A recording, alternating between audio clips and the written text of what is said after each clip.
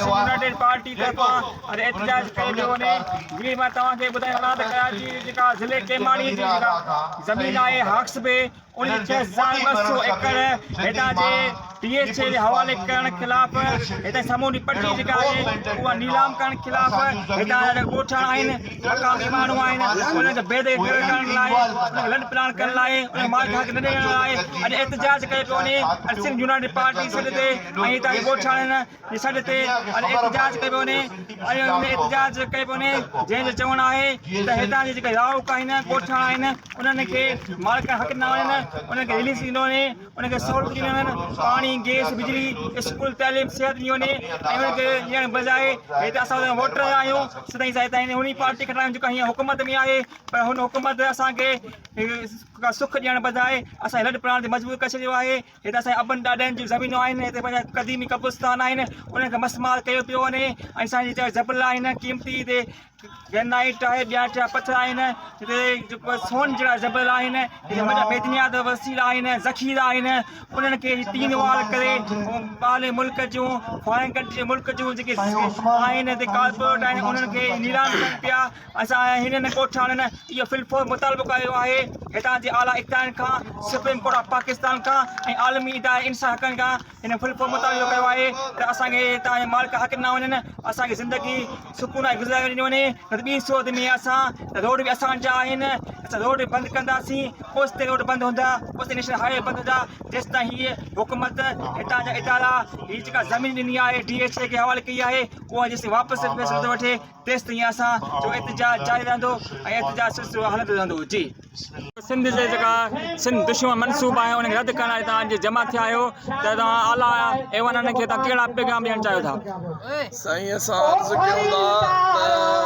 मुसलसिल 17 सालनि खां हुकुमरानी कंदड़ पाकिस्तान पीपल्स पार्टी हमेशह सिंध ऐं सिंधी क़ौम जे नुक़सान वारा फ़ैसिला कया आहिनि। हीअ जेको असां अॼु हिते गॾु थिया आहियूं हीअ बि DHA खे अलॉटमेंट पीपल्स पार्टी जी हुकूमत ॾिनी बेरिया टाउन समेत DHA जेकी ठहियल आहे उन ते समूरी पीपल्स पार्टी क़ाबिज़ आहे ज़रदारी माफ़िया क़ाबिज़ आहे सिंध जी ज़मीनुनि ते सिंध जे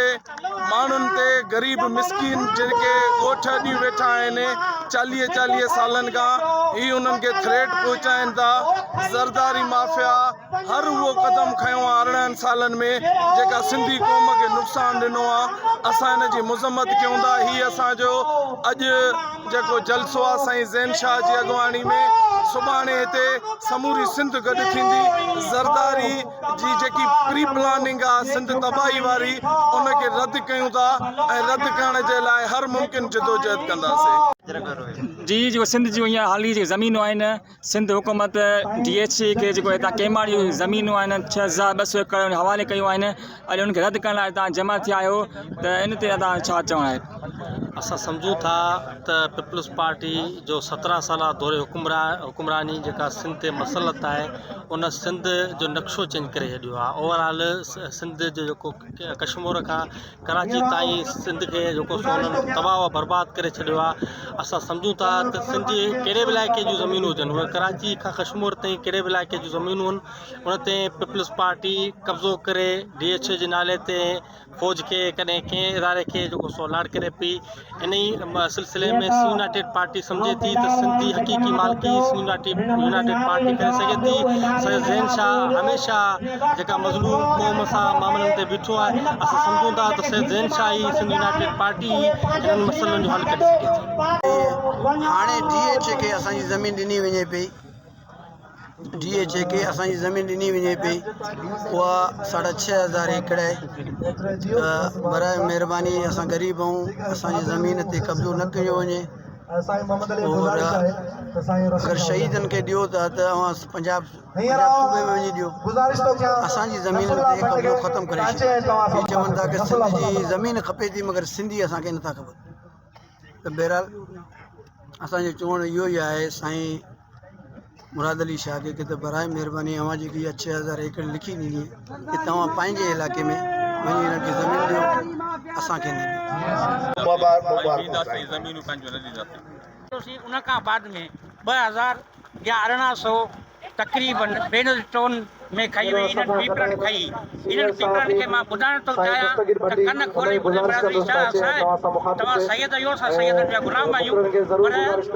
ही ज़मीन मज़ीद तव्हांखे हिकु ईंट बि न ॾींदासीं इन जे लाइ असांखे पंहिंजा जान जा नज़रा पेश करणा पिया त जीअं जान ॾियण लाइ बि तयारु आहियूं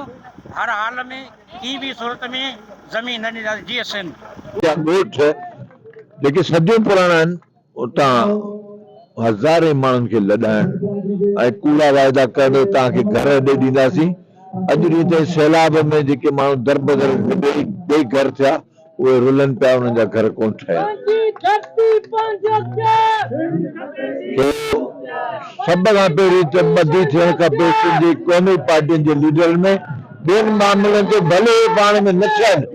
हिन शइ ते सिंध धरती खे बचाइण लाइ जेकॾहिं नथा थियनि त पोइ उहे सचा न आहिनि ऐं शाबस आहे आफ़रीन आहे साईं ज़ैन शाह खे जंहिं शुरूआति कई आहे जिते उन पिड़ में जिते आ माण्हू मुतासिर आहिनि ऐं मुतासिर माण्हू सां गॾु बि आवाज़ बुलंद करे थो SUP वारनि खे सलाम आहे इहो साॻियो कमु ॿियनि पार्टियुनि खे बि करणु खपे हा पर गॾिजी कनि हा त अञा बि वधीक ताक़त जो मुज़ाहिरो थिए पाण में गॾिजी अहिड़ो को एहतजाज कनि को रोड ब्लॉक कनि नेशनल हाईवे ब्लॉक कनि त जीअं उते पैगाम अचे त सिंधी ज़मीनूं ते वाधार बंदि करियो न त पोइ असीं मजबूर थींदासीं बग़ावत करण ते बग़ावत खां सवाइ पोइ असां वटि को रस्तो न आहे छा कंदा भला गोलियूं हणंदा मारंदा मारे छॾींदा क़ुर्बानी खां सवाइ चवंदा न सोभियूं सिर घुरनि सिरनि जी नज़राने खां सवाइ पंहिंजा हक़ कोन वठी सघंदासीं रुॻो जलसनि जुलूसनि सां कोन थींदो इहो सुजाॻी लाइ तमामु ज़रूरी आहिनि माण्हुनि जा मसइला ॿुधी पोइ उन्हनि ते माण्हू गॾियल एहतजाज करे ऐं रोड ब्लॉक उहे कजनि जो सॼे पाकिस्तान साईं ज़ैन शाह भंडल वारे क़तल ते जेके 6-7 माण्हू मारिजी विया नेशनल हाईवे ब्लॉक कई तव्हां ॾिसो त नतीजा निकिता कोन निकिता साॻियो अहिड़ो कमु करणो पवंदो वॾी ताक़त सां जी जो सिंध जूं ज़मीनूं जेके आहिनि मौजूदा हुकूमत हितां जा ॿेट केमार जूं ज़मीनूं हक़्सवे जे 6200 एकड़ ज़मीन जो DSA खे हवाले कई आहे ऐं तव्हां अॼु एहतजाज कयो पिया तव्हां सुप्रीम कोर्ट आला इक़्तिदार खां कहिड़ो मुतालबो कंदो पिटिशन फाइल करे छॾी आहे अॼु असीं हिन इलाइक़े में अची पहिरीं असांजे एहतजाजी मुज़ाहिरो असां कयो आहे लोकल अवाम सां गॾु इंशाअल्लाह इन खे हलाईंदा रहंदासीं ऐं असांजी पूरी कोशिशि हूंदी जिन खां हक़ घुरियो वियो आहे उन धर्म खे पंहिंजी ज़मीन असांजो मुताबिक़ बिल्कुलु सादो आहे हिन धरतीअ ते हक़ इन्हनि जो आहे सिंध ते हक़ इन्हनि जो आहे सॼा धरतीअ धणी बि आहिनि राज धणी बि आहिनि पर हिननि खे सभ खां पोइ रखियो आहे जीअं DSA जेको 6000 एकड़ ज़मीन घुरी आहे ऐं नेशनल सिक्योरिटी जे पर्पज़ सां न घुरी आहे रिहाइशी स्कीम आहे माना हीउ जेको आहे ग़रीब माण्हुनि खे बेघर करे